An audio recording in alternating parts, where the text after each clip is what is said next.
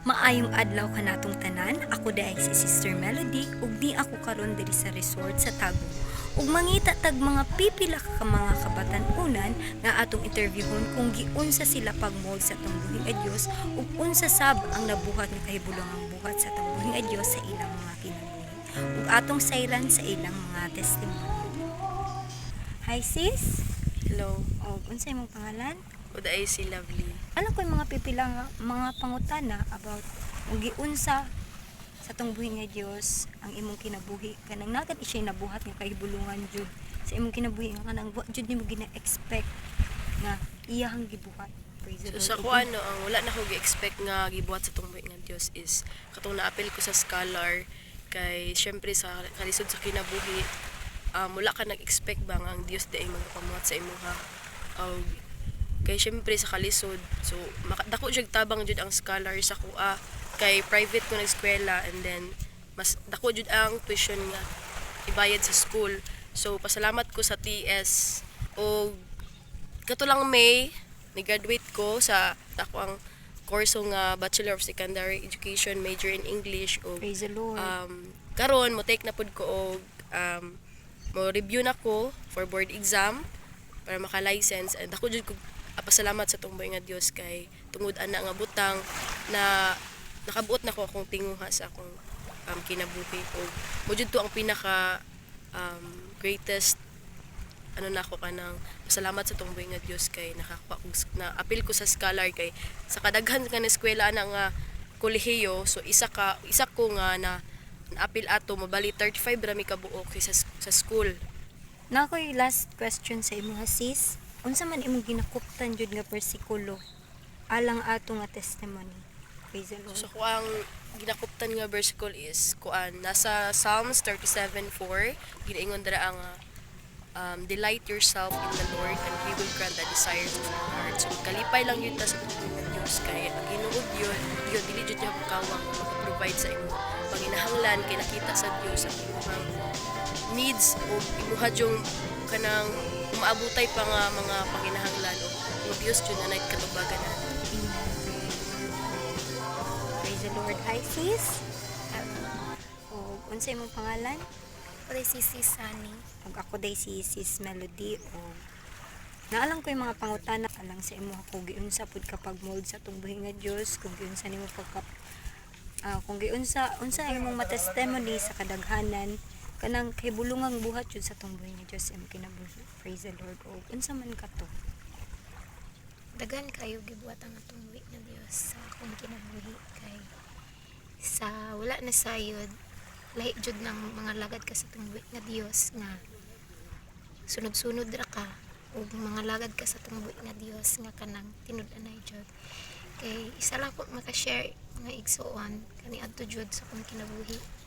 Although nakaila ko Ginoo nangalagad ko sa iya pero wala na ko giseryoso. Og dagan kay siya gibuhat sa ako ang di tagaan ko niya dagang pag mga kinabuhi kay wala to gibuhat sa tumbuhi nga Dios siguro wala na siguro ko karon. Og nasayod man ta nga sa kabatan-unan dagan kayo maabot sa mga una ang mga negative ano mga buhi ka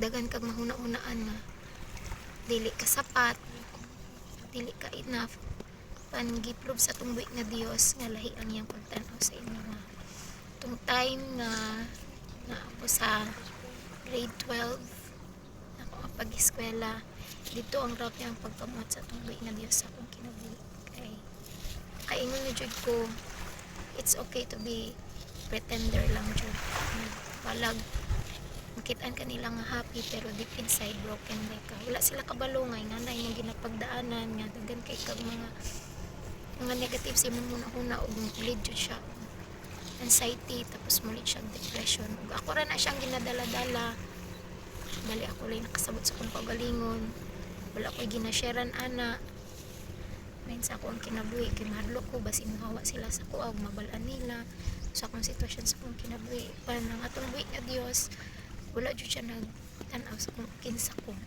iya jud kitan-aw kung akong tingwa ba nga kaning mabag-o good praise the Lord o kato nga time igsoon praise God nagampo ko sa tumboy nga Dios. Lord, gamiton ko nimo sa imong bulwato, baguha ko. Dalahang yo sa tumboy nga Dios. Ug kato nga time igsoon, grabe ang pagpamat sa tumboy nga Dios.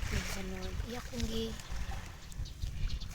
ingnan, gitulungan ko sa tumboy nga Dios para matanggal ang mga babag sa akong kinabuhi. Bimaya lang gid sa tumboy nga Dios igsoon. Praise God. Adunay lang jud kay kasing-kasing nga kanang mandinawaton bisan sakit ang pulong sa tumboy nga Dios, baguon jud ka sa tumboy. Amen. Praise the Lord. Praise God. Ito nga time igsoon, grabe akong paghilak sa tumboy nga Dios. Kung gisurrender ang tanan kay dili na jud makaya. Wala kabalo ako mga pamilya anak ko sa akong daanan. Feel dyan ako, nagakos dyan ako atong muli na Diyos. Iya kong gigakos sa ako nga time. Grabe ang balang spirit ng mga akong buhat ato. Pasalamat ko sa akong muli na Diyos sa panahon ngayong gihatag. Kato nga time is ang napapabago sa akong kinabuhi. Na kung mga lagay dyan sa akong muli na Diyos, dili mo tutok ang ako. Tutok dyan sa iya para makalagay ko sa akong lagay. Isa lang ako ma-share ka nato sa mga kabatan unan. Dagan na tag mga problema na maubot sa kinabuhi. Umikot lang ta sa atong buhi nga Dios. Iya jud tang pagatabang. Ang aming verse nga mahatag is Luke 1:37, for with God nothing shall be impossible. Iya jud kang pagabago ng Dios.